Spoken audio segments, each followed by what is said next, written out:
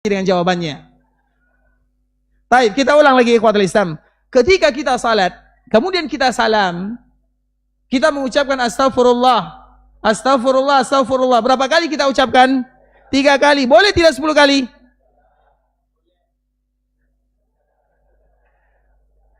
Berarti sudah mulai termakan syubhat nih. Baik. Boleh kalau seandainya tidak langsung setelah salat, setelah salam. Tapi setelah kita salam ke kanan, salam ke kiri, istighfarnya hanya 3 kali. Kenapa hanya 3 kali? Karena itu zikir muqayyad namanya. Zikir yang terikat dengan jumlah. Zikir yang terikat dengan waktu. Bukan berarti kita melarang mengucapkan astagfirullah lebih dari 100 kali. Tidak. Tapi waktunya, tempatnya, keadaannya harus dilihat. Contoh yang lain misalnya. Ada orang yang punya cucu. Dia punya menantu 7 orang. Kemudian tiba-tiba semua menantunya melahirkan. Yang perempuan tentunya. Kemudian dikala melahirkan, maka dia bersyukur kepada Allah. Dan di antara syukurnya, dan kebetulan semua cucunya perempuan. Maka dia ingin berakikah. Dan dia mengatakan akikah untuk perempuan 7 orang berarti 7 ekor kambing. Kemudian dia pun mulai mengkiaskan. Biasanya 7 ekor kambing itu sama dengan seekor kerbau. Sama dengan dikala kita berkorban. 7 ekor kerbau sama nilainya dengan 7 ekor kambing. Maka pada saat itulah dia tidak jadi menyembelih kambing. Dia menyembelih kerbau dengan alasan manfaatnya lebih luas. Kemudian hukumnya sama. Maka pada akhirnya dia menyembelih 1 ekor kerbau untuk mengakikahkan semua cucunya. Boleh atau tidak? Kenapa tidak boleh? Karena muqayyad, karena terikat. Kalau ingin berkorban 1 ekor kerbau, silahkan tambah dengan kambing 7 ekor tadi. Lebih banyak lagi dan lebih memberikan manfaat kepada kaum muslimin. Itulah yang disebut dengan muqayyad ikhwatul Islam. Maka kita kembalikan kepada permasalahan yang terjadi kepada Abdullah bin Umar. Abdullah bin Umar, dikala ada orang bersin, maka orang ini mengucapkan alhamdulillah wassalamu ala rasulillah. Kalimat ini bukan kalimat yang salah. Tapi kalimat yang tidak pas lokasi dan posisinya. Karena dikala kita bersin, yang diucapkan alhamdulillah atau alhamdulillahi ala kulli hal. Sedangkan mengucapkan salam kepada Nabi SAW, boleh kita baca kapan saja, di mana saja. Maka di saat itulah Abdullah bin Umar mengatakan, walaysa hakadha allamana Rasulullah sallallahu alaihi wasallam. Wahai fulan, bukan seperti itu yang dicontohkan oleh Nabi sallallahu alaihi wasallam kepada kita. Begitulah tentang masalah sunnah Nabi sallallahu alaihi wasallam. Artinya ikhwatul Islam, mengamalkan sunnah Nabi sallallahu alaihi wasallam itu butuh ketelitian. Bukan berarti kita melarang orang beribadah kepada Allah Subhanahu wa taala. Sama juga dengan peristiwa yang terjadi di zaman Nabi sallallahu alaihi wasallam. Ada salah seorang sahabat yang masuk ke dalam Masjid Nabawi. Kemudian orang ini melaksanakan ibadah salat. Nabi sallallahu alaihi wasallam berada di bagian ujung Masjid Nabawi dan Nabi memperhatikannya. Dikala orang ini salat 1 rakaat, 2 rakaat. Kemudian setelah dia salam, dia datang bertemu dengan Nabi sallallahu alaihi wasallam dan mengucapkan assalamu alayka ya Rasulullah. Nabi sallallahu alaihi wasallam menjawabnya. Kemudian sebelum orang ini duduk, maka Nabi mengatakan, irji' fasalli fa innaka lam tusalli. Wahai fulan, wahai sahabatku, ulangi salatmu, karena tadi kamu belum melakukan ibadah salat. Orang yang ditegur oleh Nabi sallallahu alaihi wasallam ini, beliau sudah salat atau belum? Sudah salat atau belum? Apa buktinya dia sudah salat? Apa buktinya dia sudah salat? Pertanyaannya, apa buktinya kalau dia sudah salat? Nabi suruh. Kalau Nabi suruh mengulang berarti dia sudah salat atau belum?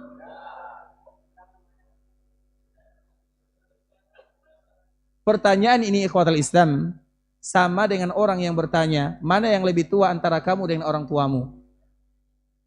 Jadi pertanyaan bukan jawabannya yang salah, yang bertanya salah. Bisa dipahami? Apa buktinya dia sudah salat? Dilihat oleh Nabi sallallahu alaihi wasallam di samping Nabi. sesuatu yang tidak boleh ditanyakan atau tidak perlu lagi ditanyakan, bahwa orang ini betul-betul sudah melaksanakan ibadah salat secara jelas. Orang ini sudah melaksanakan ibadah salat, tapi secara hukum agama sesuai dengan sunnah baginda Nabi sallallahu alaihi wasallam, orang ini belum dihitung sebagai orang yang melaksanakan ibadah salat sesuai dengan apa yang diajarkan oleh Nabi. Maka Nabi mengatakan, irji' fasalli fa innaka lam tusalli. Ulangi salatmu karena tadi kamu belum salat, padahal dia salat di depan Nabi. Namun Nabi menganggap dia belum salat. Kemudian diulang lagi yang kedua kali, masih dikatakan oleh Nabi kalimat yang sama.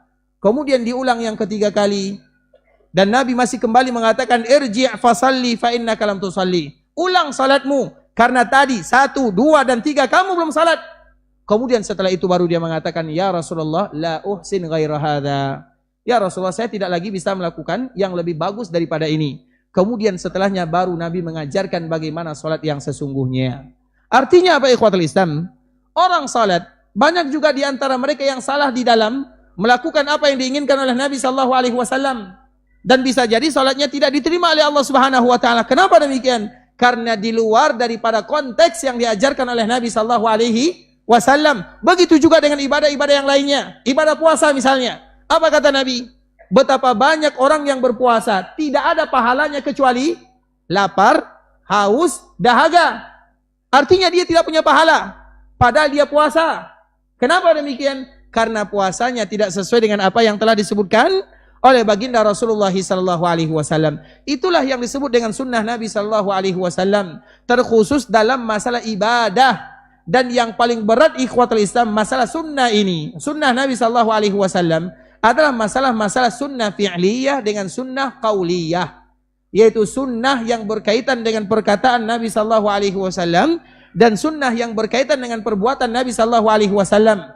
Yang paling berat dilakukan oleh kaum muslimin adalah sunnah yang berkaitan dengan qauliyah, yaitu perkataan, zikir, ibadah-ibadah, lisan. Itu sulit sekali ikhwatul Islam. Kadang-kadang orang salah di dalam menanggapinya. Seperti misalnya tadi kita contohkan, dikala berzikir setelah salat 10 kali, kemudian kita mengatakan tidak boleh demikian, maka langsung dikatakan, orang berzikir, kenapa engkau melarangnya? Yang dilarang itu bukan zikirnya, tapi tata cara zikirnya, jumlahnya, tempatnya, waktunya. Itu yang dilarang di dalam agama Islam. Bukan zikir yang dilarang, tidak.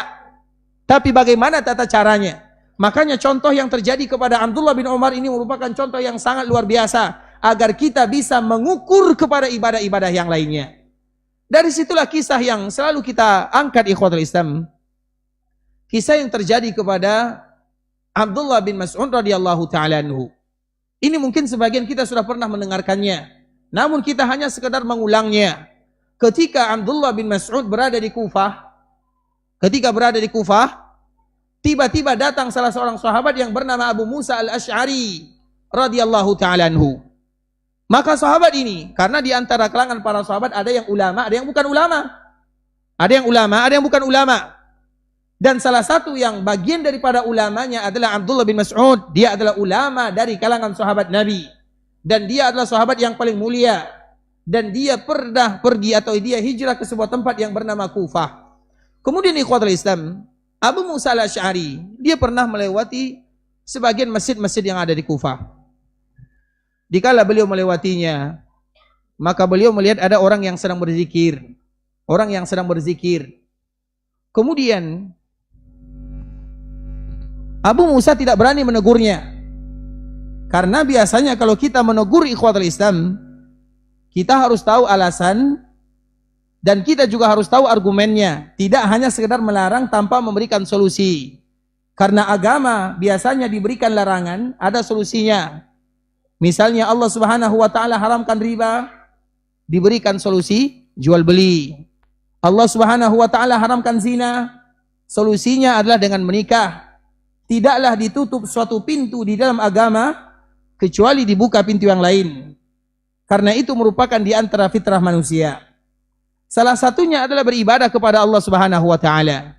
Berzikir itu ikhwatul Islam, sebahagian kaum muslimin Allah Subhanahu wa taala berikan kepada mereka kemudahan dalam berzikir dan mengingat Allah Subhanahu wa taala. Karena zikir itu adalah ibadah yang paling mulia. Hanya saja harus diperhatikan baik-baik. harus dipilah, harus dipilih. Mana zikir yang mutlak, mana zikir yang muqayyad, mana zikir yang bebas, mana zikir yang tidak bebas. Kita harus mengetahuinya. Bagaimana tata caranya juga harus diketahui. Karena tidak ada satupun bentuk zikir dalam agama kecuali sudah diajarkan oleh baginda Rasulullah SAW. Semuanya tinggal bagaimana kita mempelajarinya. Nah, salah satunya ikhwatul Islam adalah ketika Abu Musa melewati masjid yang ada di Kufah, melihat orang sedang berzikir. Zikirnya apa coba? Subhanallah, alhamdulillah, Allahu akbar, la ilaha illallah. Tidak ada yang salah. Namun yang salah itu adalah tata caranya. Kemudian dia pergi datang ke rumah Abdullah bin Mas'ud. Ya Aba Abdillah, ada sebuah kaum, aku mengingkarinya. Aku tidak setuju dengan apa yang mereka lakukan. Abu Musa mengatakan, aku tidak setuju. Tapi aku tidak bisa mengingkarinya. Sehingga membuat Abu Abdillah atau Abdullah bin Mas'ud merasa penasaran. Apa yang terjadi? Apa yang mereka lakukan? Abu Musa tidak memberikan jawaban. Kalau seandainya Allah berikan kepadamu umur panjang, maka engkau akan melihat dengan mata kepala sendiri. Kemudian Abdullah bin Mas'ud, dia pergi datang ke masjid tersebut dan memperhatikan orang sedang berzikir. Namun zikirnya, bagaimana bentuk berzikirnya? Berzikirnya lain dari yang lain. Mereka duduk berhalaqah di dalam masjid yang ada di Kufah, kemudian sedang memanggil atau sedang memakai kerikil-kerikil, menggunakan batu kerikil. Misalnya ada kerikil, ada 10 atau ada 100 kerikil. Kemudian diletakkan kepada kawan yang pertama. Sabbihu mi'ah. Kamu yang pertama kali memulai, silahkan kamu bertasbih 100 kali. Maka dia pun berzikir bertasbih 100 kali dengan kerikil ini. Kemudian setelah dia menggunakan kerikil mengucapkan subhanallah, kerikil ini diambil, diberikan kepada kawan yang ada di sampingnya. Hamidu mi'ah. Silahkan kamu bertahmid 100 kali. Begitu seterusnya. Kabbiru mi'ah. Bertakbirlah 100 kali. Halilu mi'ah. Bertahlillah 100 kali. Begitu seterusnya. Mereka sedang berzikir kepada Allah, bukan berbuat maksiat. Mereka berzikir kepada Allah Azza wa Jal. Kemudian Abdullah bin Mas'ud, dikala melihat orang ini ikhwatul Islam, maka Abdullah langsung memberikan teguran. Wahai kalian penduduk Kufah, tidakkah kalian ketahui bahwa para sahabat Nabi SAW masih banyak yang hidup? Piring-piring mereka, alat perabotan rumahnya belum pecah. Artinya mereka masih hidup di tengah-tengah kalian. Kenapa kalian melakukan seperti ini? Kenapa kalian harus berzikir kepada Allah harus dengan cara seperti ini? Kenapa demikian? Apa jawaban daripada orang-orang Kufah yang ada di masjid tersebut?